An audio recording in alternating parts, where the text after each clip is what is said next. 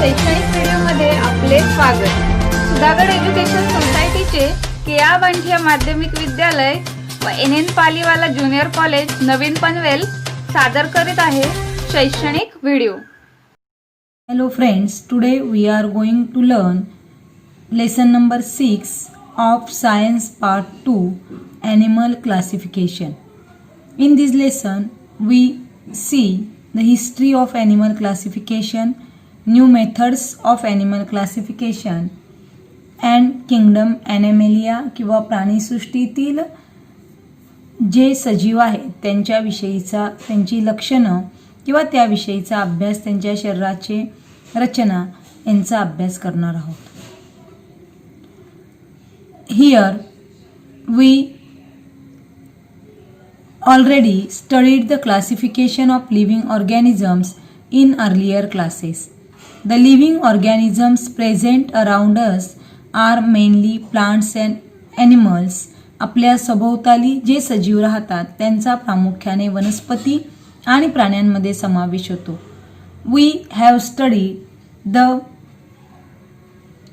criteria of their classification with the help of that complete the following chart. हा जो खाली chart आपल्याला दिलेला आहे त्या चार्टच्या सहाय्याने आपण प्राण्यांच्या वर्गीकरणाचे विविध निकष सुद्धा अभ्यासलेले आहेत. आता या चार्टमध्ये फर्स्ट लिव्हिंग ऑर्गॅनिझम किंवा सजीव सृष्टी, त्या सजीव सृष्टीचे पुन्हा 2 टाइप्स त्या ठिकाणी पडतात.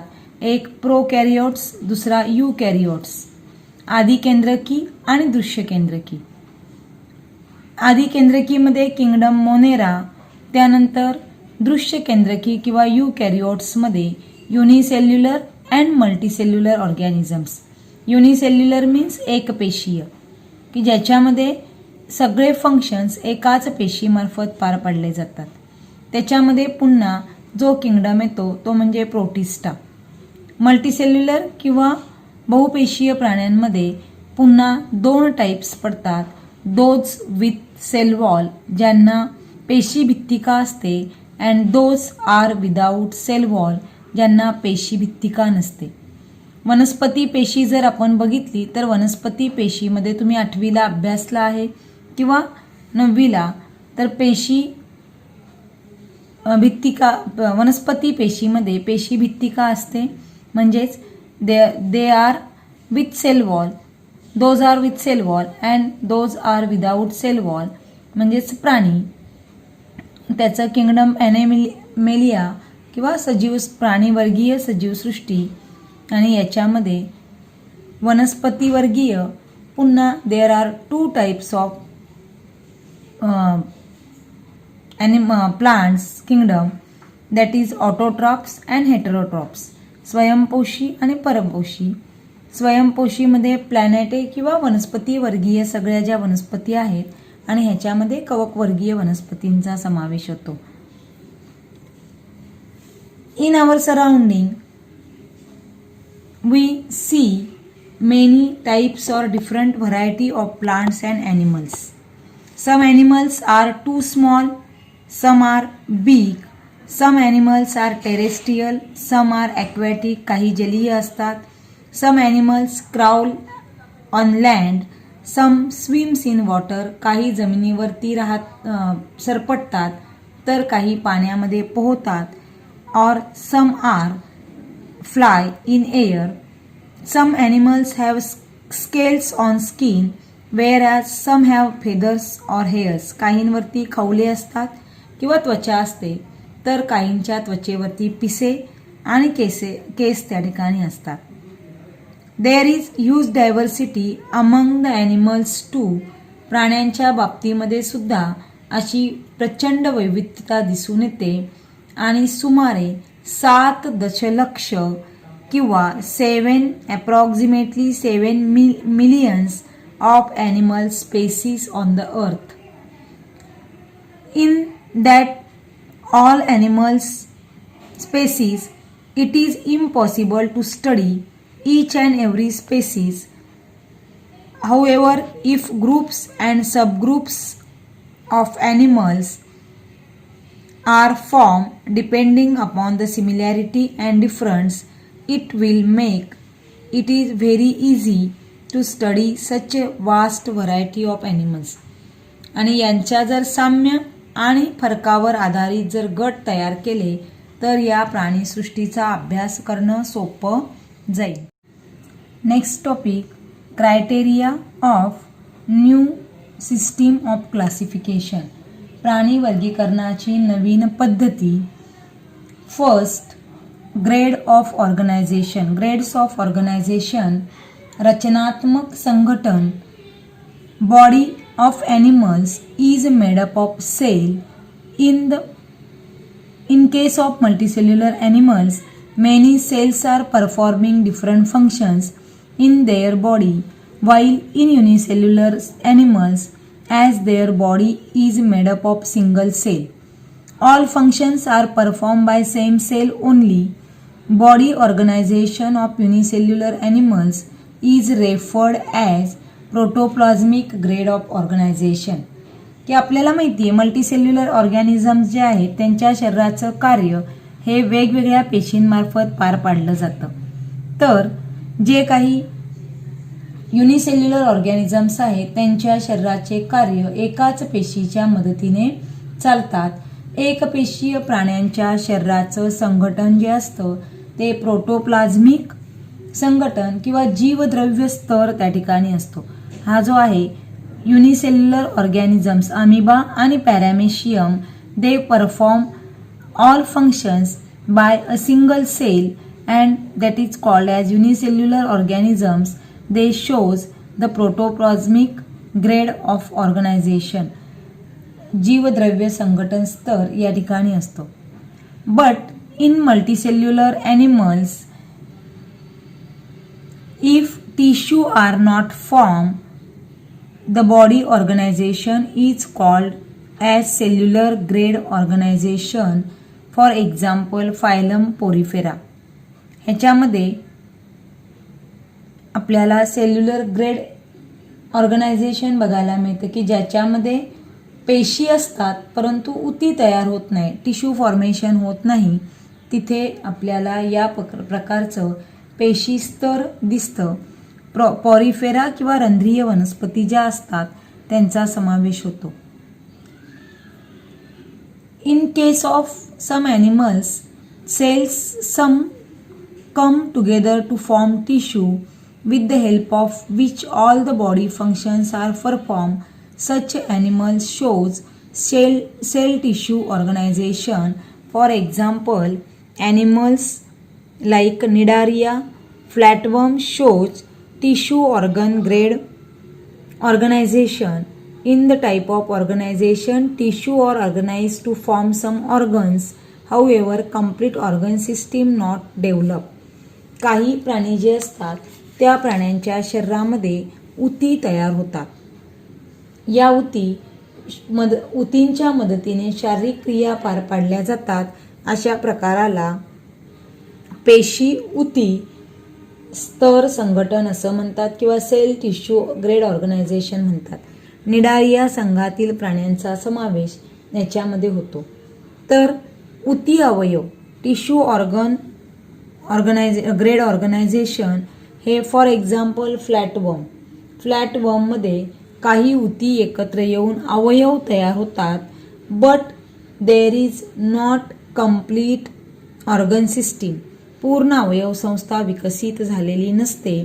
तर अशा प्रकारे ग्रेड्स ऑफ ऑर्गनायझेशन 4 प्रकारचं असतं. एक प्रोटोप्लाझ्मिक ग्रेड, जीवद्रव्य स्तर. Second, cellular grade organisation. Third, cell tissue grade organisation. And fourth, tissue organ grade organisation. Beside the 4 types of body organization mentioned above, the remaining all animals show organ systems grade organization. या 4 संघटना व्यतिरिक्त आणखी एक आहे म्हणजे अवयव संस्था स्तर संघटन. यामध्ये वेगवेगळे अवयव एकत्र येऊन अवयव संस्था किंवा ऑर्गन सिस्टीम तयार होते आणि प्रत्येक ऑर्गन सिस्टीम वेगवेगळं कार्य किंवा डिफरंट फंक्शन परफॉर्म करतं. For example, crab frog, human किंवा मानव, बेडूक, खेकडा यासारख्या प्राण्यांचा समावेश होतो. Second is body symmetry. Take the picture of human body and amoeba and try to take the imaginary section through specific plane of their bodies as we get to two equal holes.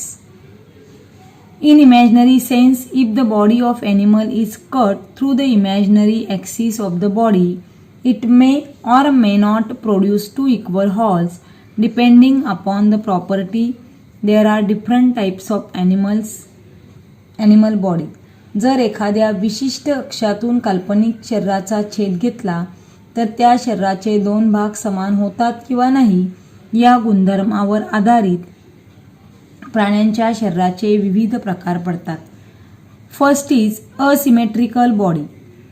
याच्यामध्ये कोणतेही imaginary section जर घेतला तर त्या प्राण्याच्या शरीराचे दोन समान भाग होतात.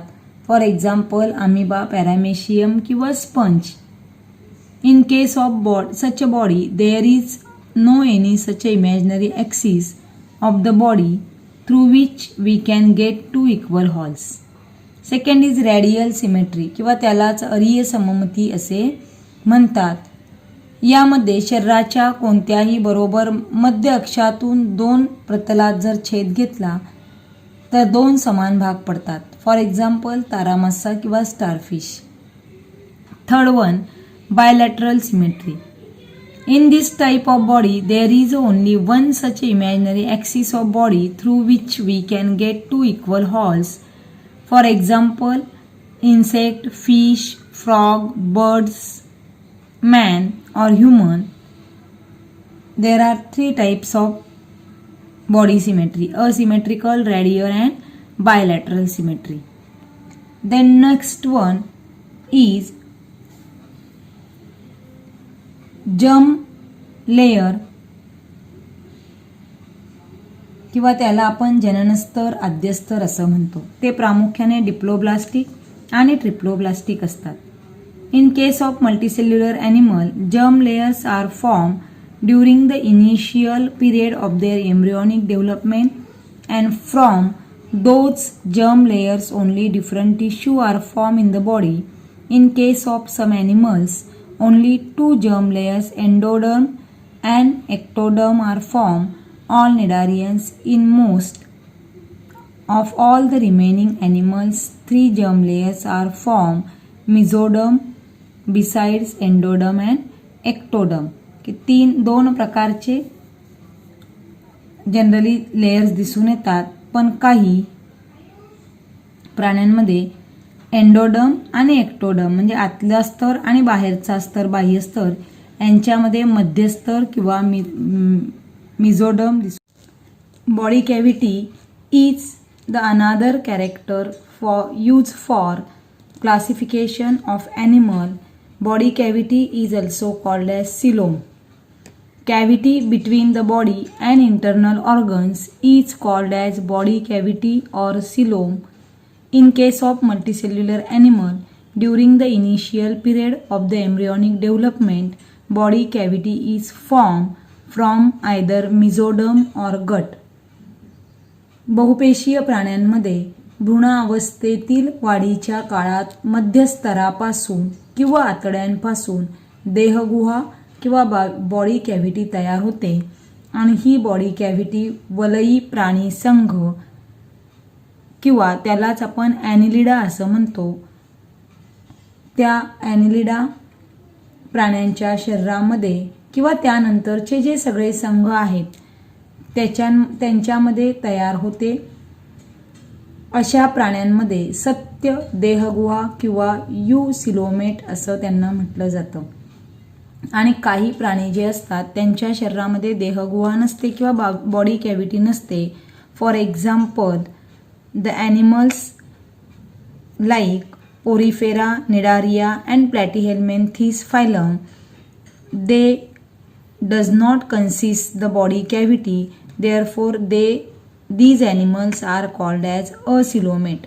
त्यांच्यामध्ये देहगुहा ॲब्सेंट असल्यामुळे त्यांना असिलोमेट असं किंवा देहगुहाहीन असं म्हटलं जातं. But in some cases of animals from phylum Aschelminthes, they have body cavity, but it is not formed by the above mentioned two ways. Hence, those animals are called as pseudocoelomate.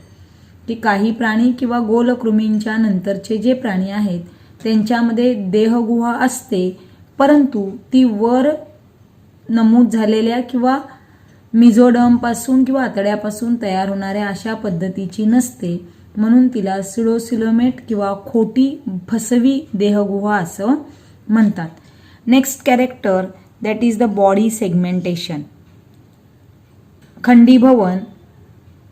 If the body of animals is divided into small similar units, then such a body is called as segmented body and each small unit is called as segment. Animals like earthworm from phylum Annelida. वलई संघातील गांडुळासारखे जे प्राणी आहेत त्यांच्यामध्ये प्रत्येक भागाला खंड असं म्हटलं जातं आणि अशा प्राण्यांचे छोट्या समान भागामध्ये छोटे छोटे जे खंड किंवा भाग पडलेले असतात त्याला खंडीभवित किंवा सेगमेंटेड बॉडी असं म्हणतात. या पद्धतीने या ठिकाणी आपल्याला देहगुहेवरून प्राण्यांचे प्रकार पडलेले दिसतात की काही पहिला जो आहे तो म्हणजे युसिलोमेट. यांच्यामध्ये प्रॉपर किंवा ट्रू सिलोम असतं, ट्रू बॉडी कॅव्हिटी असते. स्युडोसिलोमेटमध्ये बॉडी कॅव्हिटी ॲबसेंट असते आणि याच्यामध्ये स्युडोसिलोमेट म्हणजे बॉडी कॅव्हिटी असते परंतु ती खोटी किंवा फसवी असते आणि याच्यामध्ये असिलोमेटमध्ये बॉडी कॅव्हिटी ही ॲबसेंट असते, बॉडी कॅव्हिटी नसते, म्हणून त्याला असिलोमेट असं म्हणतात. या सगळ्या पद्धतींनी ॲनिमल क्लासिफिकेशन केलं जातं की पहिलं बॉडी ऑर्गनायझेशन, सेल्युलर आहे, टिश्यू आहे की ऑर्गन सिस्टीम आहे. Body symmetry asymmetrical, radial, bilateral. Body cavity acoelomate, pseudocoelomate, eucoelomate आणि त्यानंतर फायलम आहेत त्या या सगळ्या कॅरेक्टरवरून त्या ठिकाणी आपल्याला प्राण्यांचे 10 फायलम किंवा 10 संघ बघायला मिळतात.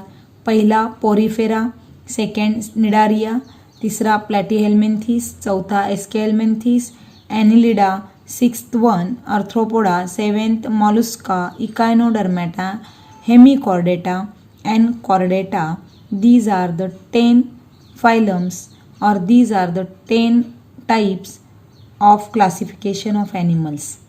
आणि या सगळ्या 10 फायलमचे आपल्याला त्या ठिकाणी कॅरेक्टरिस्टिक्स किंवा गुणधर्मांचा अभ्यास करायचा आहे. Character of first phylum Porifera. These animals are with simplest body, plan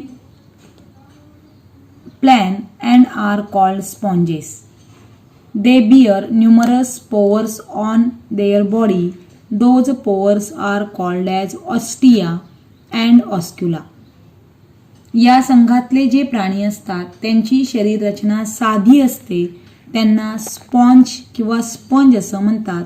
त्यांच्या शरीरावरती अनेक छिद्रे असतात आणि त्या छिद्रांना ऑस्टिया किंवा ऑस्क्युला असं म्हणतात. These are the aquatic animals. Most of them are marine and few are fresh water dwellers.